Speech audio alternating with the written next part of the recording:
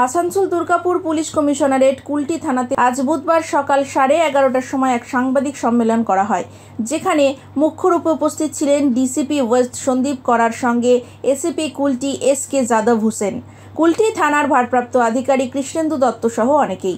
সাংবাদিক সম্মেলনের মাধ্যমে ডিসিপি ওয়েস্ট সন্দীপ করার বলেছেন, গত 6 তারিখে একজন এবং গত 8 তারিখে 4 জনকে গোপন সূত্রে খবর পেয়ে কুলটি থানা চৌরঙ্গি ফাঁড়ি পুলিশ মোট 5 জনকে বাংলা ঝাড়খণ্ড সীমান্ত ঝাড়খণ্ড রাজ্যের মাইথন থানা এলাকা থেকে গ্রেফতার করে। আজ সকাল 11:30টার সময় কুলটি থানাতে সাংবাদিক সম্মেলনের মাধ্যমে এই কথা জানান ডিসিপি ওয়েস্ট সন্দীপ করার। সাথে বলেন, কল্যাণেশ্বরী মোবাইলের দোকানে চুরি হওয়া মোবাইল ফোন, ক্যামেরা, ল্যাপটপ সহ সমস্ত কিছুই উদ্ধার করা হয়েছে।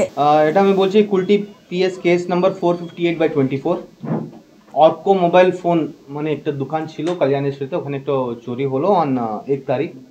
তো অনেকগুলো উনি চুরি করলেন ওখান থেকে। আপনি দেখতে পাচ্ছেন দুটো ক্যামেরা, মোটামুটি 15 या 16 মোবাইল ফোন, অনেকগুলো চার্জার, এক ল্যাপটপ, সবগুলো ওখান থেকে চুরি হলো। And within 6 days of robbery আমি যিনি চুরি করলেন ওনাকেও অ্যারেস্ট করলাম, যিনি পেয়েছেন রিসিভার যিনি ছিলেন ওনাকেও অ্যারেস্ট করলাম, অ্যান্ড পুরো মালগুলোকে রিকভার করে দিলাম, which is a very good job by Chaurangi Fadi and Kulti PS. I congratulate them.